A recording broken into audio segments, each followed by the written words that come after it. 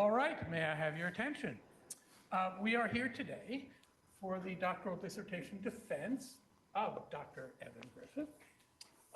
He will be talking about the Community One Health Index and an adaptable framework for One Health monitoring and co-learning. Dr. Griffith is a veterinarian and a One Health researcher who is completing his PhD in infectious disease and global health at Cummings School of Veterinary Medicine, which he also earned his DVM, MPH, and MS in conservation medicine, which means that Dr. Griffith is here attempting the unprecedented jumbo quad. And we understand it went well in practice, but this is the first time this has been attempted in competition. And so we're very excited. His research harnesses participatory and systems-based approaches to support human, animal, and environmental health among pastoral communities in northern Kenya and Uganda, drawing on methods such as fuzzy cognitive mapping and participatory epidemiology. His work centers on co-producing knowledge with communities to strengthen adaptive governance, advance equity and social inclusion, and support climate resilience. His doctoral research develops and pilots the Community One Health Index, a place-based monitoring framework grounded in local priorities and knowledge. In addition to his research, Dr. Griffith serves as associate editor for CABI One Health and Pastoralism, Research, Policy, and Practice, is chair of the Cummings Graduate Student Council, secretary of the Network for EcoHealth and One Health, and a member of their Gender and One Health Working Group. He's also a member of the Tufts Ethiopia Global Health and serves on the board of several nonprofit organizations, including the Earth Hug Collective and Pastoralist Adaptive Initiatives for Resilience, PAIR. And Evan is a student of Dr. Amaguni, who has patiently shepherded him through this exercise. And I will now turn it over to you. So thank you, Evan. All right. Well, thank you so much for that kind introduction. Can everyone hear me? Okay. Great. So I'm really excited to be here today to talk to you about the Community One Health Index, or COHI, which, as has now been stated a few times, it's an adaptable framework for One Health monitoring and co-learning. And today is really a special moment to acknowledge really the last 4 years of this PhD journey. And so actually I want to start with my acknowledgements, especially for a defense presentation. So first and foremost is Dr. Amaguni. Thank you so much for being an incredible mentor and support, to me. Dr. Kalua, who is my in-country supervisor in Kenya, I believe she's online. Angela and Yurupe, who were working in the field with me in Turkana, and really all the members of the Turkana County One Health Unit, Robert, Dr. Nicadio, Dr. Rono, Jacob. Really their collaboration has made this work possible. Also my thesis advisory committee, of course, Alan, Marika is here, and then the other members who are attending on Zoom, Dr. Moore, Nam, and Dr. Seitz. Thank you so much for being on my committee. Jonah, who's happily here, who's incredible help with the data analysis part of this. Ken Galani, who's another vet student, also supported that. Of course, my fellow PhD students, many of whom I see in the crowd here. Christine, who helped organize today and really everything. If anytime I had a problem, I would just ask Christine and she'd help me figure it out. My NEO friends and EcoHealth early career partners, and of course my family, whose incredible support has really made it possible. My wife Tatiana and parents John and Jane, who are here, and my sister Kate. And also I see some of my students in the room as well. So really appreciate you guys. And I think, the Turkana community, which you'll see how important that is to me, and really without their support and interaction, this again would not be possible. And then the funders, Cummings Foundation, the Marchisi Fund, and the Gate Fellowship and Lawrence Fund. So these are all the people who have really made this work possible. So today I'm just going to give you a brief outline of what I'll be talking about. So first we're going to go over the background and problem statement, kind of zoom in on the research questions and aims, and then for each aim, we'll talk about the methods, findings, and then implications. We'll zoom out a little bit to focus on the thesis contributions, and then some limitations and further directions for this work. So if we're starting with the background, really the sort of overall question, just to give you guys an idea, is what is One Health? So One Health is an integrated approach that aims to sustainably balance and optimize the health of humans, other animals, plants, and ecosystems. So if you look at this diagram here on the left, you have the different sectors and disciplines. On the right, you have society, and then you have this collaboration and communication, which happens to produce, ideally, healthy ecosystems, healthy animals, and healthy humans. I should say healthy other animals.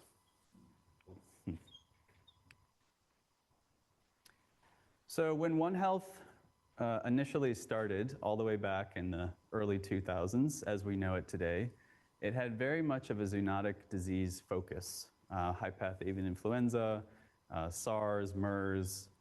We've all heard about these diseases, of course, being here on campus. And recently, One Health theory has really expanded to this systems approach to acknowledge that One Health challenges and their solutions actually exist in social ecological systems. So what do I mean by social ecological system? Basically, the sort of ecological interactions with human culture, society, economics. And this diagram on the right side of the screen here is a nice representation of that comes from the Lancet One Health Commission report. And what I want to emphasize here is that when you look at this diagram, I've circled infectious and zoonotic disease, as that's a very important component of One Health. But really what we're saying here is that we can actually tackle a broader array of challenges and issues. If you look around the diagram, biodiversity, urban health, water, sanitation, et cetera. So One Health theory has really expanded to take this systems approach to look at all these different factors. However, we have an issue, which is that the One Health monitoring tools are very sector-specific, they're very top-down, and they're institutionally focused. And this is kind of going against this expanded systems approach, but also some of the core pillars of One Health, including epistemic pluralism, which is basically different types of knowledge, and also gender and social equity. So we're seeing this expanded version of the One Health theory, but we're not actually seeing that in practice. And the other issue, or the other aspect of One Health monitoring, is that if we're not actually measuring or collecting data on all these different aspects, we can't actually affect the change we want. So One Health will not achieve its goals. And so I want to give you some more specific examples of these One Health monitoring tools. So we have something like the International Health Regulations Monitoring and Evaluation Framework, which is really focused on national public health capacity. We have the Performance of Veterinary Services, which again is looking at sort of national veterinary capacity. These sort of national FAO One Health assessment tools is looking at coordination and implementation, so how well are we doing One Health? What we're not necessarily seeing is how are those actual social ecological conditions on the ground changing? What are we actually doing? We're just sort of seeing the process aspect, very focused on sort of the institutional aspect. Again, expert-defined, top-down, and not including gender. So this is a real issue if we want to actually achieve the goals of One Health. And so in order to address this gap, we took a participatory systems approach, and our sort of overarching hypothesis here is that this type of approach will generate a practical and representative One Health monitoring framework by making those socio-ecological system structures, gender dynamics, and local knowledge systems empirically visible and measurable. And so the research goal was to develop the Community One Health Index, which is a place-based monitoring framework grounded in local priorities and knowledge. And so these are sort of the main research questions that were driving the work. So first is, what should COHI measure and why? So the first aim is to characterize the One Health system in Turkana County, Kenya, incorporating diverse stakeholder and gender perspectives to establish the foundation for the COHI framework. Question 2 is, what indicators best represent this system and what should their weights be? So the aim was to develop an initial COHI set with empirically derived operational weights. Research question 3 is, can COHI generate meaningful actionable variation across different contexts? And so the aim was to pilot COHI in 2 locations to assess its practicability. So I just want to emphasize that these aims are interconnected and related. So first, what should COHI measure? What indicators should we use? So what data should we collect? And then let's pilot the tool we've created to see how it works and evaluate it. Okay, so for this first aim, we used a mixed methods approach. So first is fuzzy cognitive mapping, which I know some of my students back there are going to be familiar with. FCM is basically participatory systems modeling. And so a fuzzy cognitive map is a directed weighted network that's translated into adjacency matrices. And so if you look at this diagram over here, this is a very simple fuzzy cognitive map. You can see, so for example, component 1 and component 2 are connected by this arrow. So the blue arrows are positive relationships, and the red arrows are negative relationships. So for example, with C1, as C1 increases, you would see an increase in C2, and the number that you see here is the strength of that relationship. So if C1 goes up, does C2 go up by a lot or maybe a little bit? And for the inverse relationships here, for example, if C5 went up, we'd actually see C3 go down. So that's what the red lines mean. And what you can do is actually translate this map into what's called an adjacency matrix, which is what you see on the right side of the figure there. And so all of those relationships are represented by this matrix. And then you can do network analysis with those. So you basically can calculate in degree, which is the sum of all the incoming arrows. You can calculate out degree, which is the sum of all the outgoing arrows. And then you add those up to calculate degree centrality, so in degree plus out degree. Now, what degree centrality tells you is within your entire system's map, how important or how connected is that component in the map. So it represents important. We also used grounded theory to support our FCM analysis. And so grounded theory is a type of qualitative analysis where you generate theory from empirical data.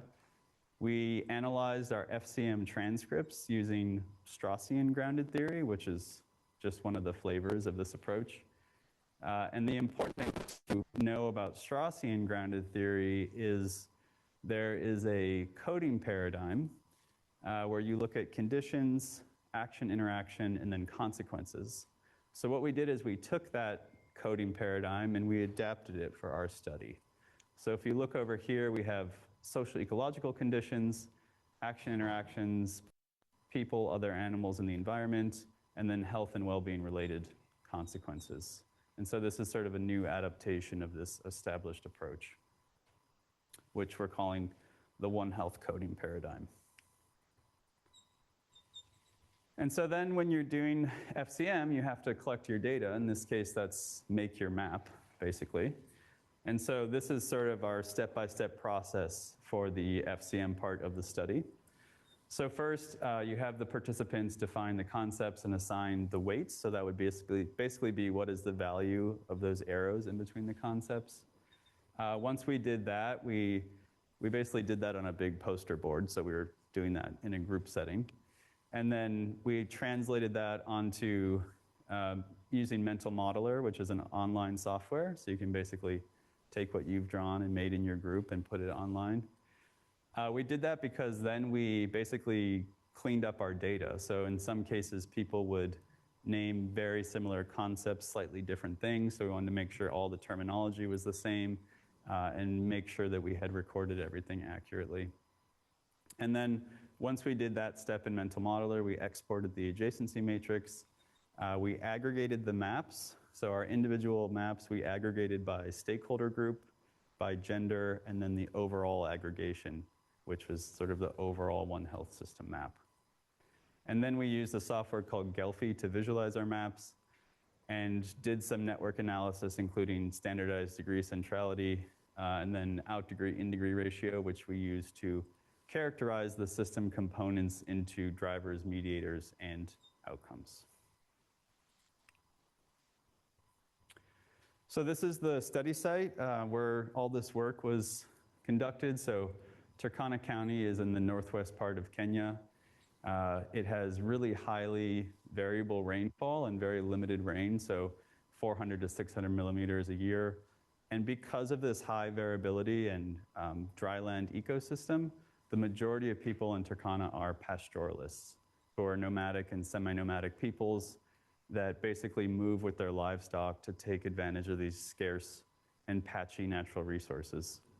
And they really rely on strategic mobility, flexible herd and livelihood strategies, and social networks. And one of the more important aspects of this is what's called transhumance, which is basically seasonal migration. So in this part of the world, you'll see migration often into Uganda or South Sudan during the dry season, where there's a bit more pasture and browsing and water than in Turkana. There's a lot of challenges in Turkana, from increasing severity of drought, infectious disease outbreaks, insecurity, and limited access to veterinary and other health services. And for the purposes of this study, it was an excellent place to do this work because there's a very well-established One Health governance structure. So there's the County One Health unit. There's also a policy document called the Turkana County One Health Strategy, which we'll talk about a little bit later. And so this is still for AIM 1. So in terms of our sampling, just to orient you to this table, on the left here, we have our different stakeholder groups. So you can see community members, frontline workers, administration, et cetera. We have the number of maps that were aggregated in the middle there per stakeholder group. And then we have what type of map, whether it was a group session or individual session.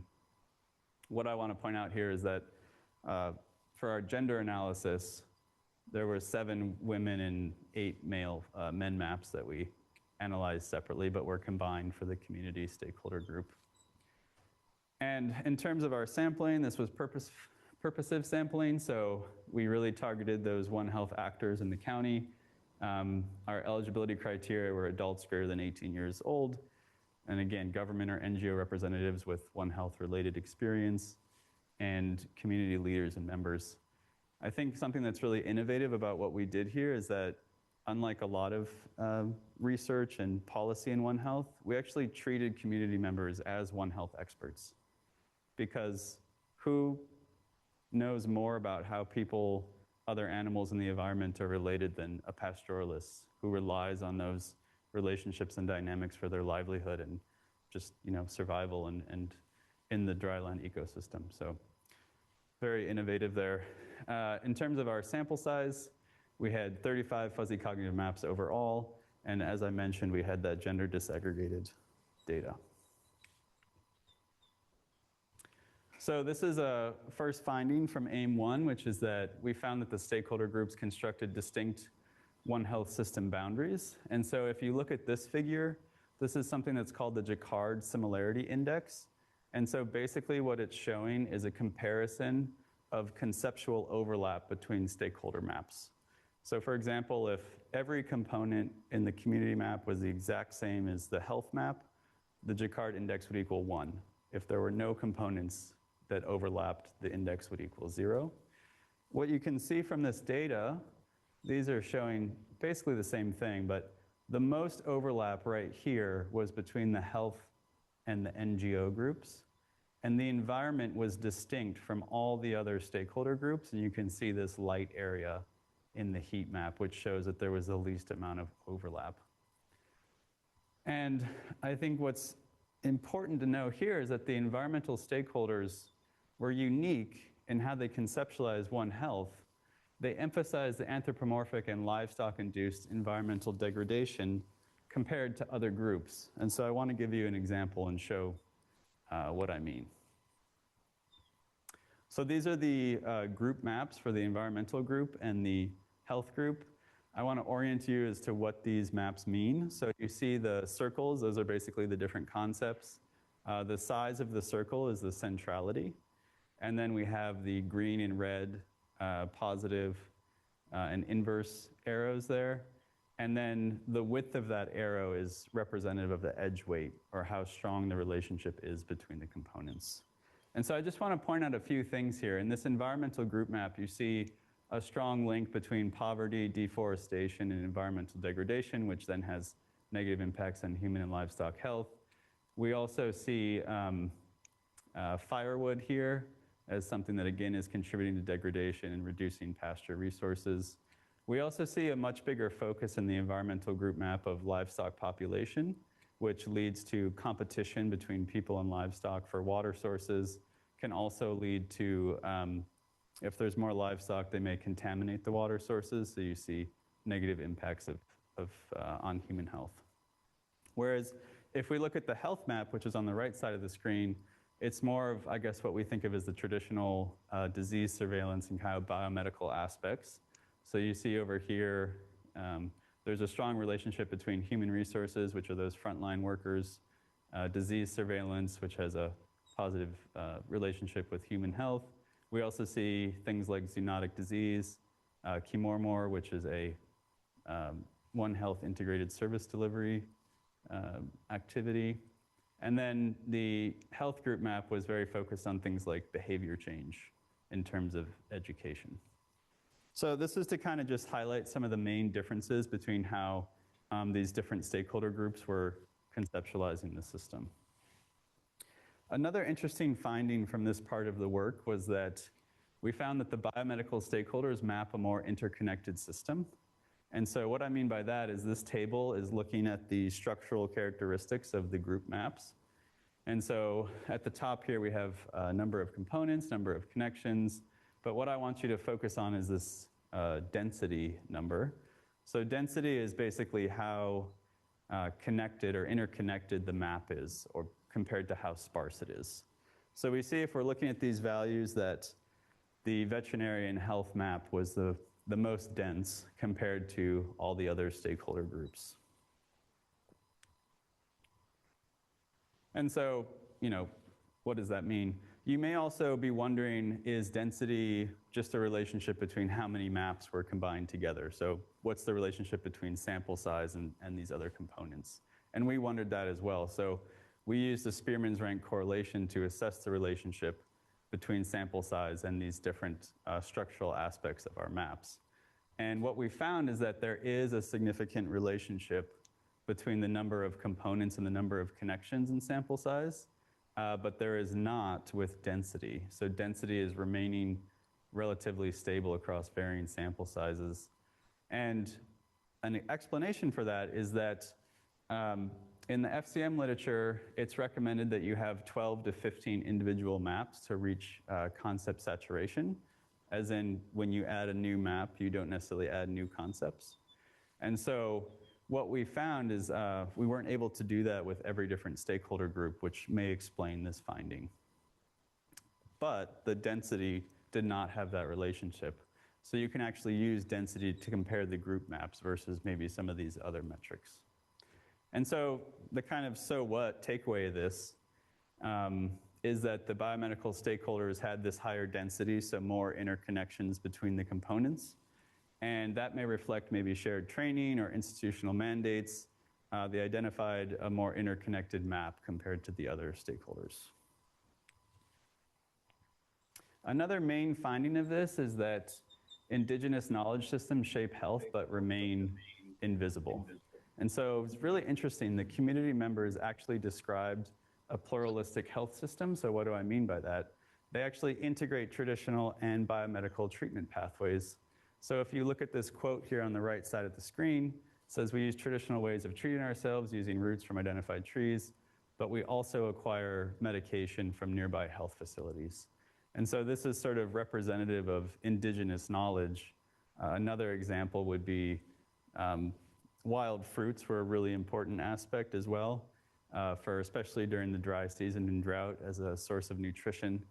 What we found, though, is that the formal service providers or other stakeholders rarely acknowledge these dynamics. So none of the formal health actors talked about traditional medical practices, even though they were ubiquitous among the community members.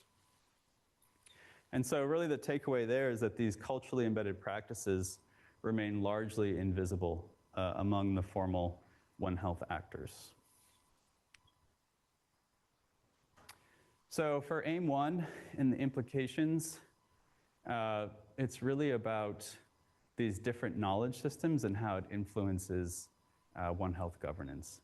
So we found that stakeholders operate within these distinct epistemic or types of knowledge boundaries of One Health. We saw that indigenous and environmental knowledge expands the system boundaries to include key socio-ecological system factors and relationships. And we actually have to reconcile these differences in conceptualization to do One Health better. And so the takeaway for COHI is that the assessment framework was explicitly integrate the indigenous and environmental knowledge that we found in this part of the work. Okay, so now we're moving on to the gender analysis. And so what you see on the screen here is the men's cognitive map on the right and the women's fuzzy cognitive map on the left. What I want to emphasize in this slide is that we actually found that the top 10 components in terms of centrality in the maps were the same. So you're seeing things like water, pasture, nutrition, livestock health, income, et cetera. But when we started to narrow down and look in more detail, we actually saw a significant difference between men and women. And so what we found is that women actually frame One Health through these relational care pathways. And so women really emphasize the labor, caregiving, and multi-species health and well-being. And you can see that actually in their map. So women's map had more nodes and more connections, so sort of more interactions within that social ecological system. Men maps were sort of tighter, more about institutional capacity, governance, risk, and structural constraints. And so let me give you some examples of what I mean by that. So this right here is looking at all the components that were shared across the men and women's maps and what they prioritized. So the x-axis means there was agreement, whereas the blue bars mean that that's what men prioritized. The orange bars are what women prioritized. And so what we see is that women were focused on labor, caregiving, drought, and education. This really reflects the sort of daily responsibilities and embodied relationship, especially between labor and health. And so if you look at that quote on the bottom there, this comes from one of the women's mapping sessions. And she said, "We carry water cans on the head as we carry the baby on the back. That internally affects our health and causes severe pain and aches in the whole body." And she was specifically talking about the dry season and how environmental stress really impacts her own health and well-being. So this is very much of an embodied relationship with these dynamics. In contrast, we saw men prioritize human resources, again, those frontline health and veterinary workers, things like income, livestock, water access, and sort of risk around sick animal consumption and things like that. And so what these findings reflect is that power and responsibility really drive these gendered priorities. So for the men, we see that they have decision-making authority over mobility, livestock management, and often resource allocation, whereas the women, their responsibilities are around the household and multi-species well-being. So these dynamics are really driving the priorities that we're seeing across the different maps.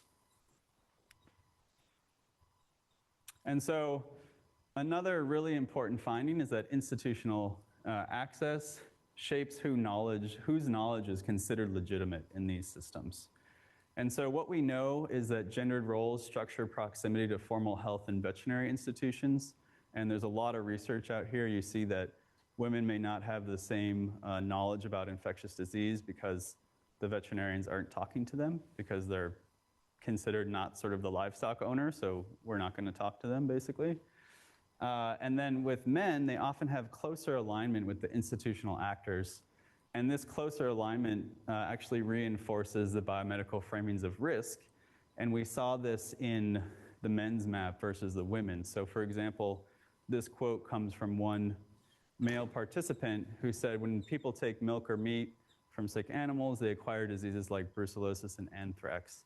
The interesting thing about this is that men identified these diseases by their name, their biomedical name and definition, whereas women acknowledged that there was risk in some of these same behaviors, but didn't have the same biomedical knowledge. They didn't identify the disease by name. Of course, it's a really stark finding because who's doing all the milking if you're worried about brucellosis? Women are milking all the animals, and yet they're not having the same interactions with the veterinary personnel. And so the sort of takeaway from this is that this sort of shared biomedical vocabulary confers authority within these One Health governance spaces. So sort of whose knowledge is legitimate, who's making the decisions and that kind of thing. So we actually see there's some structural factors underlying the differences that we observed.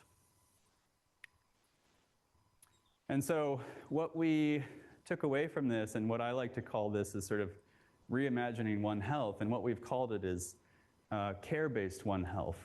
And this is sort of the idea that instead of solely focusing on these sort of surveillance and risk aspects, which of course are important, we also consider the relational and material conditions that sustain health and well-being.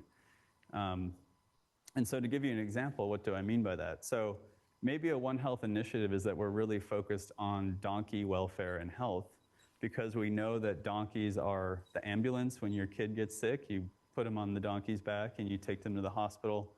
Donkeys are also essential for collecting water for household water security.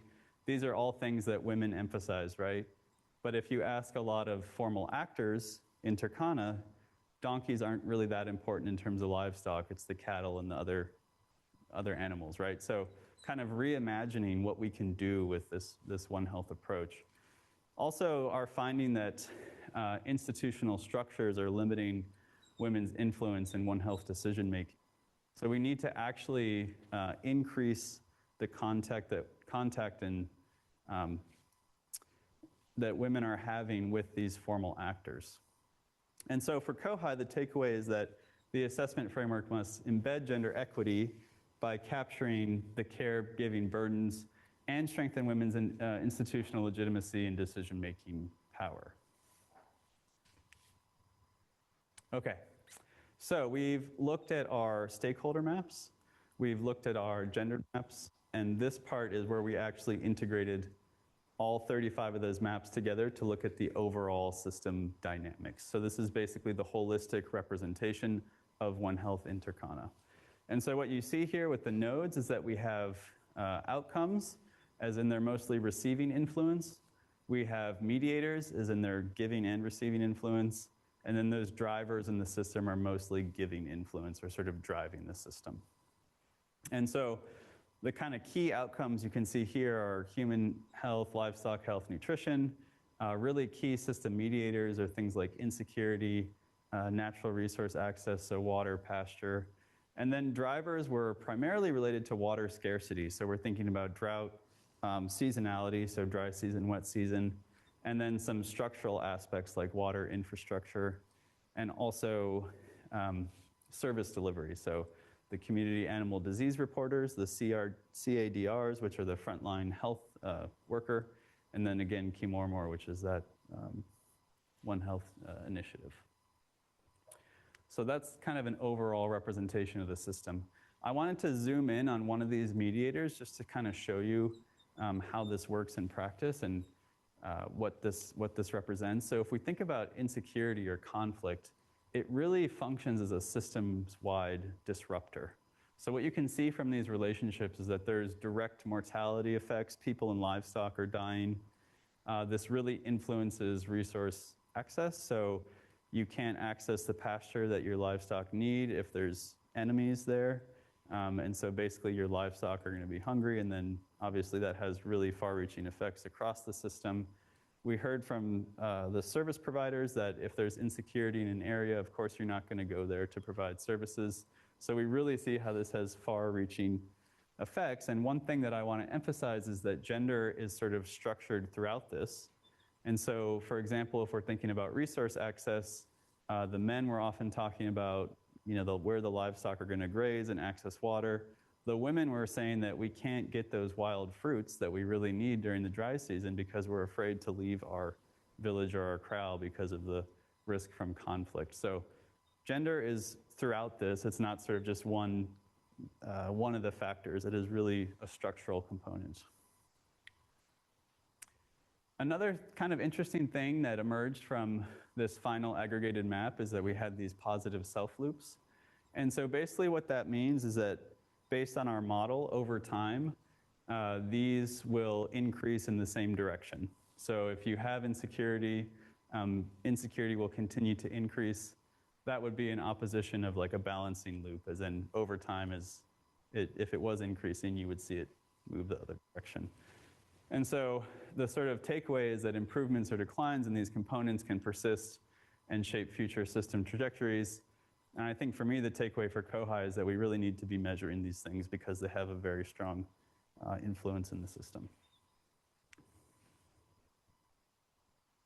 Okay, so the sort of big takeaway here is that we've actually shown how health is an emergent property of these social ecological systems. So health emerges from the interactions between climatic, environmental, social, and institutional factors rather than sort of more narrowly defined biomedical pathways. And that's a really important finding because that's what sort of how One Health is framed, but not actually how it's carried out in practice. And this is, again, in sharp contrast with Kenya's One Health Strategic Plan. The full name of that document is the One Health Strategic Plan for the Prevention of Zoonotic Disease. So I think that just kind of goes to show sort of the framing. And also the Turkana One Health Strategy, which is primarily focused on these pathways. I want to emphasize that I'm not saying that zoonoses aren't important, because they are. What I'm saying is that if we don't take into account all these different aspects of the system, we're not actually going to have the impact that we want. And so for COHI, the takeaway is that we have to integrate these cross-sectoral indicators that reflect the socio-ecological factors identified in our analysis. Okay, so we've done AIM 1, and now we're moving on to AIMs 2 and 3. As a reminder, AIM 2 is indicator development, and then AIM 3 is to actually pilot COHI. And so this is a study sites map. Indicator 2 AIM 2 is the blue dots, and then the pilot was in 2 locations, which you can see in green here. So this is just to orient you to where the work is taking place. So for indicator development, we basically had this parallel process. So at the community level, we conducted these activities in 9 focus group discussions with a sample size of 112 people. Then at the sort of technical stakeholder level, we had a workshop where we had a sample size of 17 people that spanned different health, veterinary, environmental department, NGOs, et cetera. And in each one of these branches, we did the same activities functionally. So we generated indicators for each one of those priority areas that came out of that recent map that I just showed you with the whole system. We refined the indicators using simple ranking, and then we weighted them using proportional piling. We then took our weighting results and we translated them into an importance score. And the idea here was that instead of taking that absolute weight per indicator, we wanted the operational weight to reflect the sort of overall importance of those. And so at the community level, it was basically the average weight for each indicator times the number of focus group discussions that included that. And then at the workshop, we took the average weight across working groups. Once we calculated our importance score, we assigned COHI weights based on the quartile classification of those scores. And so what we found here was really interesting, which is when we're looking at sort of the community results versus the technical stakeholder results, we saw that there was a lot of consensus around indicators around water infrastructure, distance to the health facility, the livestock disease burden, and insecurity in terms of how important those two groups found those indicators. In terms of the community, they prioritize education, the frontline workers, and income more than the technical stakeholders. And then for technical stakeholders, we saw that they prioritized human disease burden, the distance to the water point, and pasture and browse availability. And then table is indicators that were in both groups. For unique indicators, we saw that the community was really focused on livelihood and livestock-based indicators. So milk production, selling livestock number, they really emphasized how that impacted their health. Whereas the workshop indicators that were unique were things like disease surveillance, technical skills, and food security measures. So a bit more of that technical focus compared to the livelihood focus at the community level. And so out of this activity, we developed our initial indicator set, which was 31 indicators across 6 domains. We retained the high and medium priority indicators from each group, and these domains include water, sanitation, and hygiene, animal health, human health, et cetera. You can see in the parentheses was the number of indicators per domain. And so again, just to give you sort of a concrete example, like what am I talking about with indicators, right? So in the animal health and livestock services, things like community animal disease reporter, so does that village or kraal have a CADR present or not? Because we know how important that is for overall health and well-being. When we're thinking about something like nutrition and food security, we know that milk is essential at the household level. So we're looking at something like liters of milk per household per day. And then in the social domain, education access and parity, so boys and girls going to school, which really came out strongly in the community results. So again, this is by no means a comprehensive list, but this is just an example of some for each one of these categories. Okay, so we have an idea of what data we're going to collect, but how do we actually calculate the COHI score? So this formula here in the upper right is basically how you calculate the score. So you have the normalized value of each indicator, you multiply it by the weight, and then you add those up. And so that's what's called additive aggregation. So let's take a specific example. So if we're looking at milk consumption in liters per household per day, and let's say that our value is 1.7 liters, we actually have a reference from the National Drought Management Authority for what this should be in Turkana, so between 0.6 and 2.1 liters per day. We can then take our 1.7 and see where that is on that reference data. So for example, this would be 0.73 times 0.8, which is the weight. So you can see for this example, 1.7 liters would contribute 0.58 to the overall COHI score. So this is basically just how the math works. So for AIM-3, we wanted to actually pilot now that we have all of the indicators that we're going to use. So this was in April in Lokiriama sub-county. We piloted the tool in one village and one kraal. So a village is a more permanent settlement. A kraal is a more mobile settlement that's moving across the border. And our methods were really based on participatory appraisal methods. So you may have heard of participatory rural appraisal or participatory epidemiology. These are all sort of within this group of methods. And so what we included was gender-specific focus group discussions with 16 men and women. For one of the food security measurements, we did conduct household surveys. And then a really important aspect of participatory appraisal is data triangulation.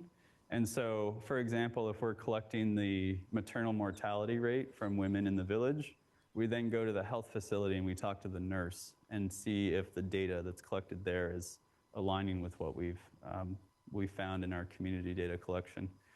And another key aspect of that is transect walks. So if one of our indicators is the distance to the nearest borehole, we literally walk to the borehole, confirm.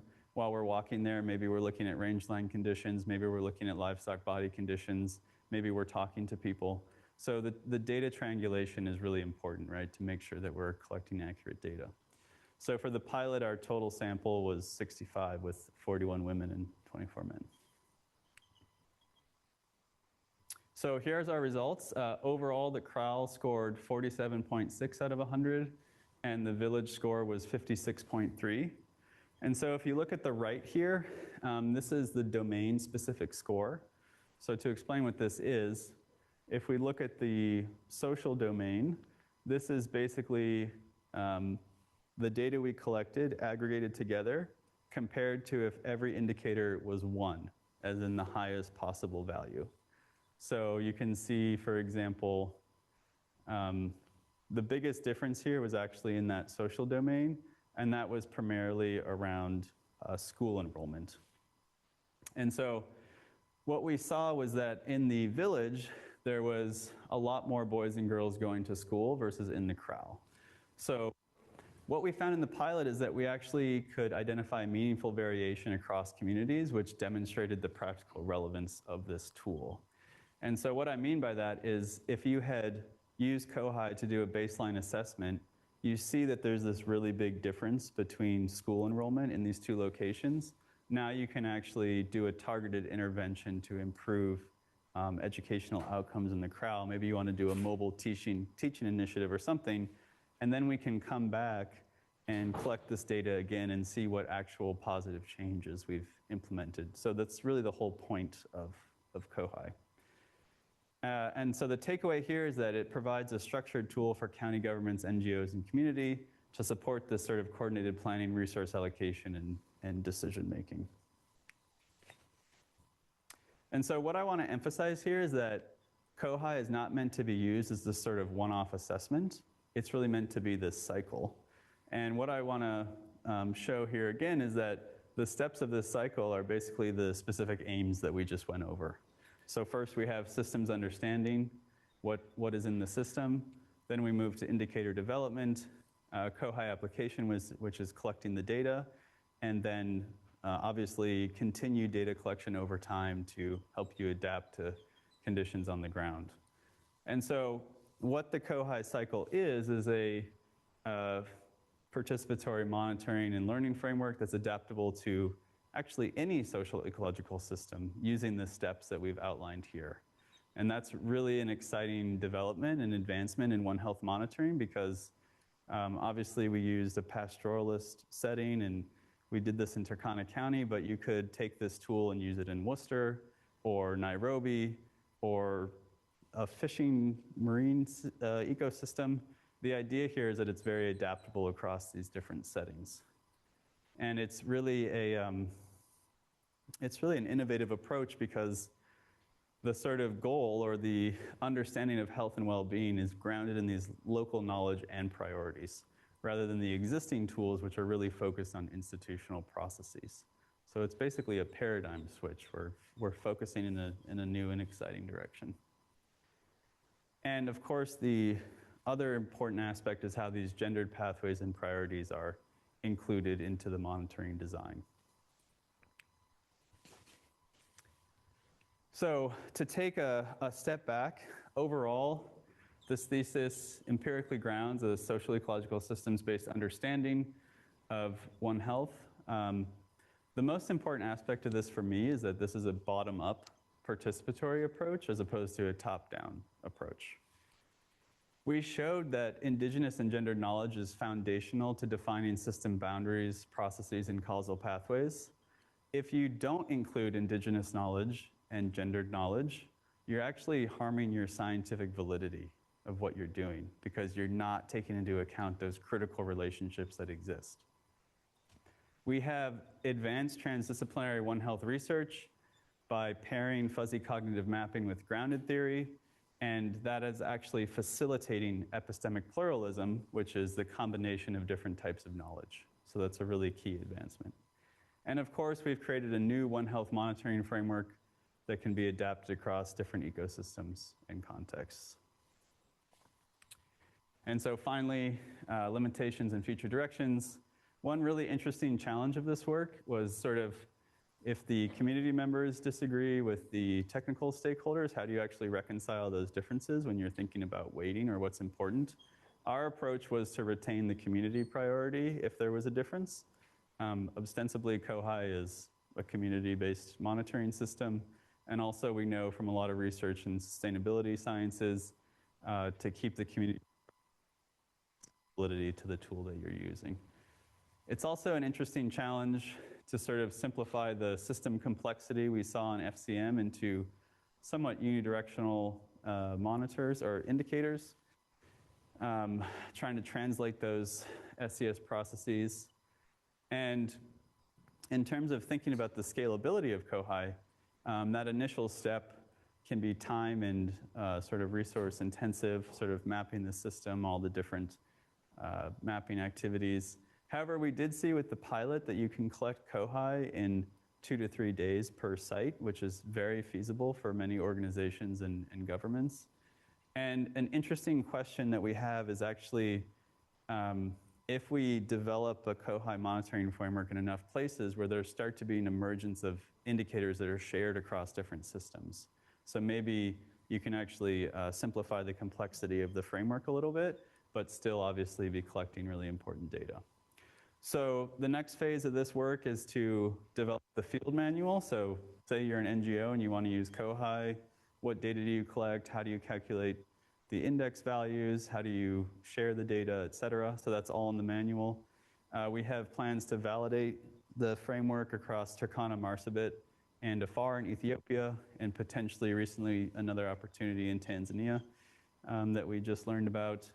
And then we're interested in looking at how to integrate COHI or this community data with remote sensing, maybe other data sources to look at how that would work and assist with decision making at different scales, so local, regional, national. With that, I'd like to once again thank everyone who has made such an incredible contribution to this work, and I'm happy to answer any questions. Excellent job.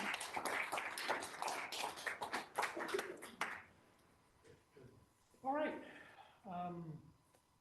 Go ahead.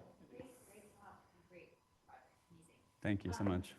So I have a question about the pilot data. So it's really interesting that they look like they were similar, except for the village versus the pastoral unit. The crowd, yeah. Except for the social aspect and Yep. the education.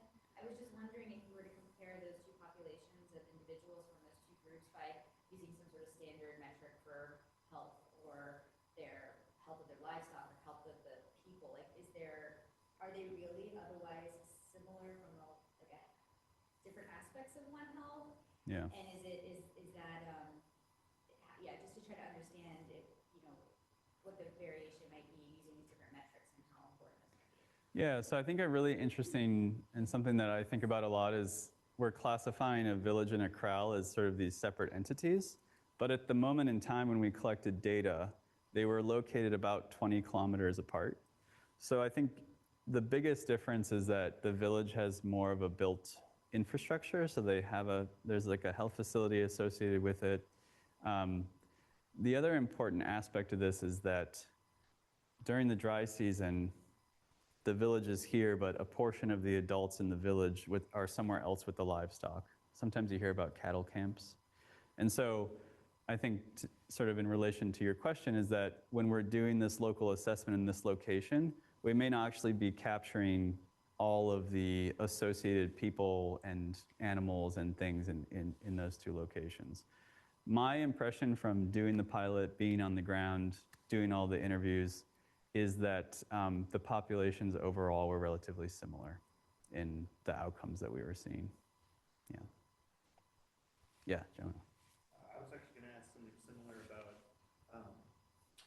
so because these are like communities that are, where people are moving around a lot and there's a lot of seasonal variation, do you think that it's important to collect data at multiple different times in multiple different locations to sort of get a better sense of the health of the community overall? And do you see like a way to sort of incorporate that into COHI, sort of multiple, like making location and time of year a factor? Yeah, so I think that's kind of the whole idea behind this cycle where you're collecting data over time, but maybe location. I think so. I would expect if we went back to this village in Krell. Oh, I'm sorry. Thank you for that. The question was, would there be a difference in COHI seasons or time points if you collected the data? Is that? Yeah, basically, like, Yeah. would you have that be kind of like different measurements as well, or would you incorporate all of those different factors into the same score if the community is the same, but their health changes by location and time of year?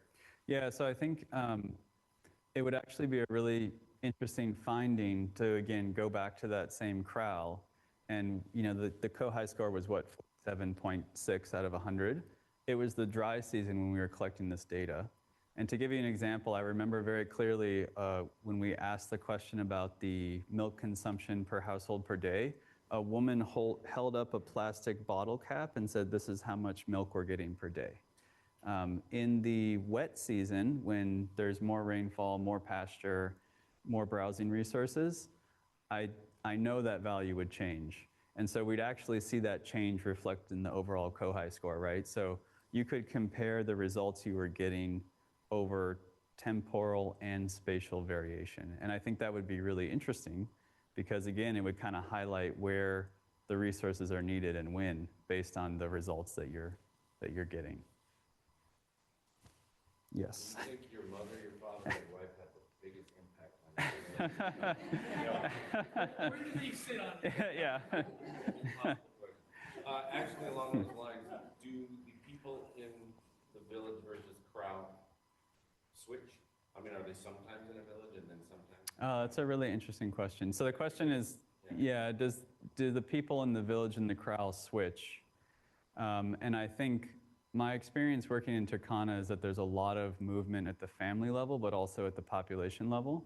So in a single family, you'll have some kids who are working in town in small labor jobs. You'll have some kids who are herding animals. You'll have movement where, you know, this time of year we're going to stay in this location and then move at other times of year. So there's quite a bit of variation. In the Turkana it's associated with conflict. You have a crowd leader like an Emeron who's like a seer or a medical healer, or a well-known businessman or someone who's sort of the crowd leader making the decisions about the movement. But crowds tend to stay together because they're protecting their livestock from the raiders. So in the Turkana context, you have a much sort of more tight-knit crowd. If you work in a place like Marsabit or Karamoja or other places, you'll often hear the Toposa in South Sudan, you'll hear of cattle camps where the women and elderly will maybe remain in a sort of a village or a more settled area, and the men will take the livestock somewhere at different times a year. So there's a lot of complexity. A question that I continue to have is if we're using COHI in Village A, but all of the adult animals and a lot of the men from Village A are somewhere in Karamoja, and we're not collecting that data, right? So it's sort of like, you know, what's the information that we're collecting? I think it's a really interesting question. Yeah, Chuck. Very nice presentation. Really good job. Thank you. I have, I'm getting involved with AI a little bit. Mm-hmm. Of how AI works, and I look at your fuzzy cognitive model. Yeah. Exactly, and the way it weights so much data input and everything, and it sounds very much the way large language models are trained. And wondering what the role of AI might be in what you're trying to do going forward. It's obviously the training data set will be very different what you're using and what might be Right. involved in large language model training, but that's expanding and can be expanded and can Mm-hmm. be tailored even in some systems. So I'm wondering what you think and how you think AI, particularly in terms of its power. Yeah, so the question is basically how would AI potentially tie into this work? And I think for me, what I've seen a lot is agent-based modeling, which is basically you have hundreds of AI agents who act in a way that you can control, and then you model your system and see what the outcomes are based on those AI agents. So that's, and I think I did a nice paper for Journal Club about that agent-based modeling. For COHI specifically, what I'm really interested in is, in my mind, what I'm envisioning is some kind of dashboard where you have the community-based data, like on-the-ground data, but you can also, with machine learning or some other aspect, incorporate maybe rainfall or drought data or some of these bigger remote sensing data sets, and then using AI, big bubble word term AI, right? A real-time map that shows, looking at a map, this area just turned red, conflict with the Pocahontas. Into that. So just sort of how can we combine those different data sets, I think is really interesting for decision making. So, yeah. And then as you're talking, trying to imagine it being done on campus here with faculty and Yeah. staff. And Let's do it. and all of the things that integrate to the health of the campus, right? Or Yeah. something like that. Yeah. But the tough part would be selling what findings you found from that map and actually implementing changes that occur, right? And so this is a complex system because it's Very, a yeah. system, right? Yeah. A complex tool. In the situations that you have here, do you see clear pathways for implementing suggestions that come out of the COHI process, and how applicable do you think or hard that is as you move between different systems? Yeah, it's a great question.